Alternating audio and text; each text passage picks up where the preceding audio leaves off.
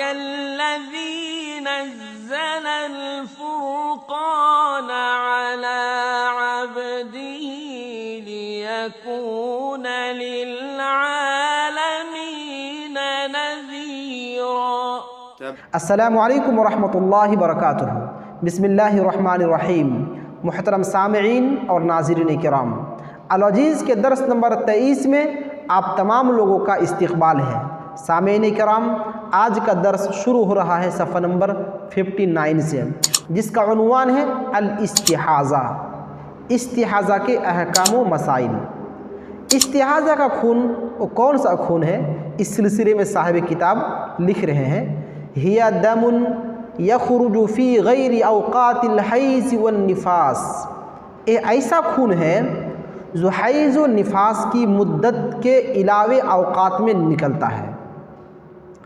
او متصلا بہما، یا تو پھر حیض و نفاس کی جو مدت ہے اس مدت کے ختم ہوتے ہی اس خون کا ابتدا ہو جاتا ہے. فإن كان الأول فواضح، تو اگر حیض و نفاس کی مدت ختم ہونے کے بعد دیگر اوقات میں اگر یہ خون آتا ہے تو بات بالکل واضح ہے. وإن كان الثانی، لیکن اگر حیض و نفاس کی مدت ختم ہوتی ہی اس خون کی شروعات ہو جاتی ہے تو اس سلسلے میں غور و فکر کرنے کی ضرورت ہے. فإن كانت المرأة معتادة، تو اگر عورت عادت یافتہ ہے، یعنی اگر اسے عادت ہے ہر مہینے خون آنے کی اور وہ ایام بھی وہ گن کر رکھتی ہے کہ اسے کتنے دن ہر مہینہ خون آتا ہے، فما زاد على عادتها، تو اس کی عادت سے زیادہ جتنے ایام انہیں خون آئیں گے فهو استحاضہ، تو وہ ایام استحاضہ کے ایام کہلائیں گے. لقولہ صلی اللہ علیہ وسلم، اس لیے کہ اللہ کے رسول نے فرمایا تھا لأم حبیبہ، ام حبیبہ رضی اللہ تعالی عنہا سے، امکثی قدر ما كانت تحبسکی حیضتکی، تم اس وقت تک اپنے آپ کو نماز و روزے سے روکے رکھو جب تک تمہیں تمہارا حیض روکے رکھتا ہے. ثم اغتسلی وصلی، پھر تم غسل کرو اور نماز پڑھو. یعنی حدیث پاک میں اللہ کے رسول نے بیان فرمایا کہ تمہیں ہر مہینہ جتنے دن تک خون آتے رہتا ہے اتنے ہی دن تم اپنے آپ کو روکے رکھو، پھر اس کے بعد غسل کرو اور نماز پڑھو. اس کا مطلب یہ ہوا کہ اگر ہر مہینہ 5 سے 6 دن 7 دن انہیں خون آنے کی عادت ہے، لیکن کسی مہینے میں اپنی عادت سے زیادہ دن تک ان سے خون آتا ہے تو اس خون کو استحاضہ کا خون مانا جائے گا، اور جب استحاضہ کا خون آئے گا تو پھر انہیں نماز پڑھنی پڑے گی. ان کانت ممیزۃ بین الدمین، اور اگر وہ دونوں خون کے درمیان یعنی استحاضہ اور حیض والے خون کے درمیان اگر وہ تمیز کرنے والی ہوگی تو فالحیض هو الاسود المعروف، تو وہ پہچان جائے گی کہ حیض کا خون کالا ہوتا ہے جسے پہچانا جاتا ہے. وغیرہ استحاضہ، اور اگر کالا خون کے علاوہ دوسرا خون آ رہا ہے تو وہ استحاضہ کا خون کہلائے گا. لقولہ صلی اللہ علیہ وسلم، اس لیے کہ اللہ کے نبی نے فاطمہ بنت ابی حبیش سے کہا تھا اذا کان دم الحیض فانہ اسود معروف، جب تمہیں حیض کا خون آئے گا تو سمجھ لینا حیض کا خون کالا ہوا کرتا ہے. فامسکی عن الصلاۃ، لہذا تم نماز سے رک جاؤ گی. فاذا کان الاخر فتوضئی، اور جب تمہیں کالا خون کے علاوہ دوسرا خون آئے یعنی بالکل لال خون آئے فتوضئی، تو تم پھر وضو بناؤ گی. فإنما هو عرق، اس لیے کہ وہ خون تو ایک رگ کے پھٹنے کی وجہ سے آتا ہے. اس کا مطلب یہ ہوا کہ حالت حیض میں نماز تو معاف ہے لیکن حالت استحاضہ میں نماز معاف نہیں، اسے نماز پڑھنی پڑے گی. اور نماز پڑھنے کی کیفیت اور حالت کو میں نے پچھلے درس میں بتایا ہے کہ ہر ایک نماز کے لیے ایک ایک غسل کرے گی.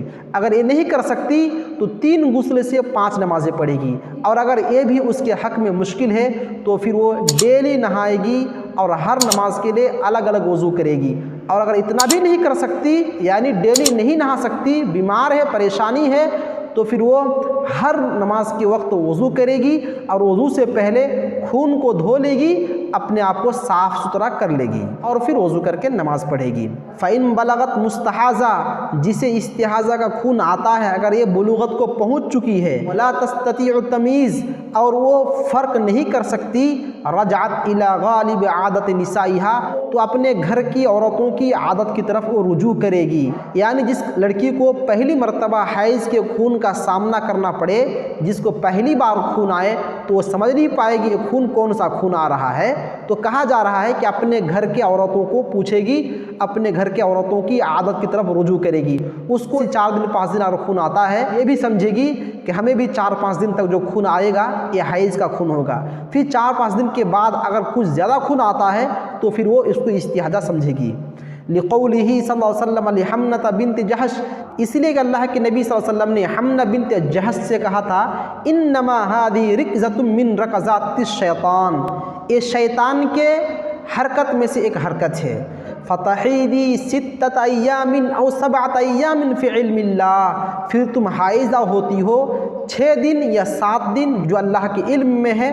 ثم اغتسلی، لہذا پھر تم اس کے بعد غسل کرو. حتی اذا رأیتی انک قد طہرتی، یہاں تک کہ جب تم دیکھ لو کہ تم پاک ہو چکی ہو.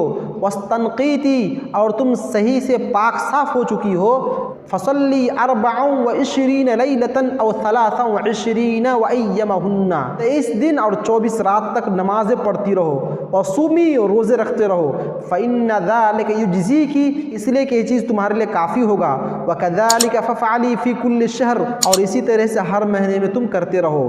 کما تحیض النساء وکما یطہرن، جیسے کہ عورتیں حائضہ ہوتی ہے اور جیسے کہ وہ پاک صاف ہوتی ہے. لمیقات حیضہن وطہورہن، اپنے اپنے حیض اور اپنے اپنے طہور کے میقات کو مد نظر رکھتے ہوئے. احکام المستحاضہ، مستحاضہ عورت کے احکام و مسائل، یعنی جسے استحاضہ کا خون آتا ہے اس عورت کو مستحاضہ عورت کہا جاتا ہے. تو کہتے ہیں کہ اس کے ساتھ کیا حرام ہے اور کیا حلال ہے. لا يحرم على المستحاضة شيء مما يحرم بالحیض، حائض عورت پر جو چیز حرام ہے وہ چیز مستحاضہ عورت پر حرام نہیں ہے. الا انه يلزمها الوضوء لكل صلاة، مگر یہ بات ہے کہ اس کو نماز پڑھنی پڑے گی اور ہر نماز کے لیے الگ الگ وضو کرے گی. لقولہ صلی اللہ علیہ وسلم، اس لیے کہ اللہ کے رسول نے فاطمہ بنت ابی حبیش سے کہا تھا ثم توضئی لكل صلاة، پھر تم ہر نماز کے لیے وضو کرو گی. وَيَسُنُّ لَهَا الْغُسْلُ لِكُلِّ صَلَاةٍ، لیکن مستحاضہ عورت کے لیے ہر نماز کے لیے الگ الگ غسل کرنا سنت ہے. کما مر فی الاغسال المستحبہ، جیسے کہ مستحب غسلوں کے بیان میں گزر چکا ہے. یہ تھا مستحاضہ عورتوں کے احکام و مسائل کہ ان کو حالت استحاضہ میں نماز پڑھنی پڑے گی. ہر نماز کے لیے الگ الگ غسل کرے، یہ سنت ہے. اگر یہ نہیں کر سکتی تو 3 غسل سے 5 نمازیں پڑھے گی. اتنا بھی نہیں کر سکتی تو ہر نماز کے لیے الگ الگ وضو کرے گی، اور وضو سے پہلے وہ اپنے خون کو دھو لے گی، صاف کر لے گی.